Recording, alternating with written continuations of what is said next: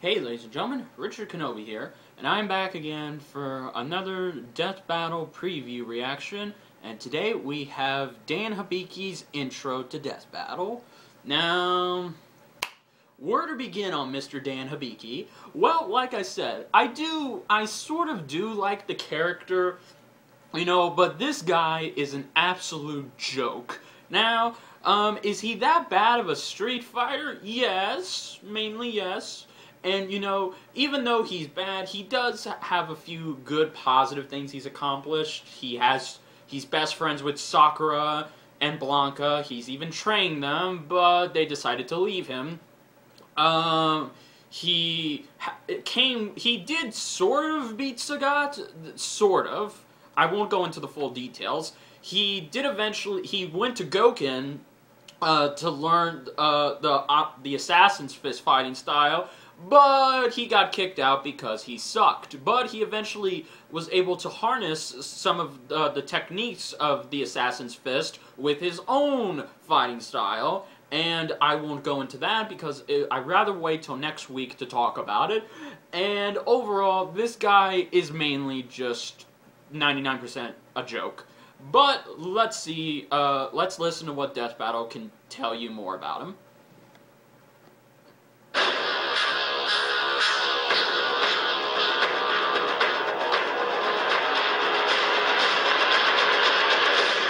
I'm actually considering watching the industry.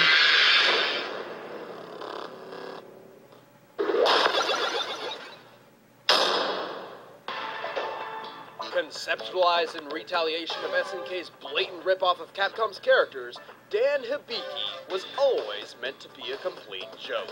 Dan had no natural talent in fighting people, but his father, Go Hibiki, was a martial arts master with his own dojo. One day, Go's dojo was visited by Sagat, an enforcer of the crime syndicate Shadaloo. As an advocate of justice, Go refused to be intimidated by the crime lord and stood up to him the only way he knew how. By kicking his freaking eye out, then Sagat brutally beat him to death in front of his own son. That should teach you to mess with a 7'4" Muay Thai monster. It didn't. Enraged and distraught, Dan swore he would avenge his father's death. To do so, he sought out a legendary dojo hidden in the wilderness of Japan. This thing is more elusive than child support to my ex. Seems like the more time we spend here, the more questions arise. Street Fighter Legacy. Like, who the hell's Dad? Against all odds, Dan found it. He was trained by its master, Gouken, the same mentor who taught Ryu and Ken such legendary techniques as the Hadoken and the Shoryuken.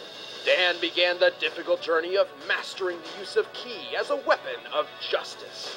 Until Gouken expelled him because he just sucked. Well, technically it was because Gouken didn't want his training only used for revenge, but let's face it, he knew he was wasting his time. However, Dan's determination for vengeance continued. He took the little he had learned from Gouken and ironically combined it with some Muay Thai. This became his very own martial art, the Saikyo Ryu fighting style. Which we'll talk about next Wednesday in the full episode of Hercule Satan versus Dan Hibiki, the match of... well, it's gonna be something. Thanks for watching. Well, there you go, guys. I hope that explained a lot, and I actually did like the Dan Hibiki reference in Street Fighter Legacy, but we'll talk about that another time.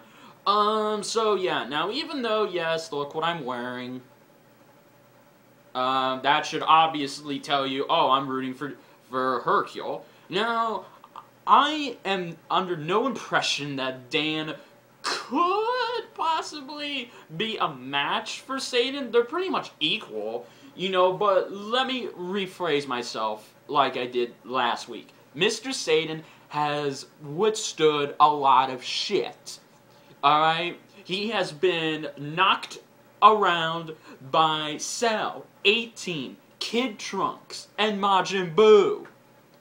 Those four especially. And of course, he was able to defeat Cell. Woo! but I love him. And he's pretty much, I think, stronger because, like I said, I mean, he is a master martial artist in his own right, and I'll mention one of his other feats because I know it's going to come in Death Battle. They're not going to, I don't know if they'll mention it or they'll just have it on the side, but Mr. Satan fought an entire army of zombies. Yes, he actually fought an entire army of zombies by himself, you know, and it was in Fusion Reborn. Go look at that movie. He actually fought zombies. He took them on by himself, and he lured them to to people with cameras so they could witness his awesomeness.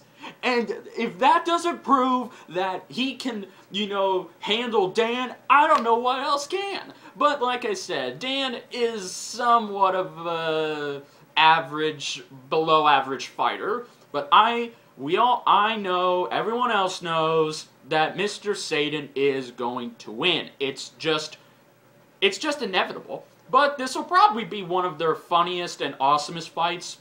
And I'm really curious to see what their next 3D fight is going to be. So, yeah. So I hope you guys enjoyed this Death Battle preview. And if you did, please like, comment, and subscribe. And I will see you next Wednesday for the Death Battle of the two greatest masters, I guess.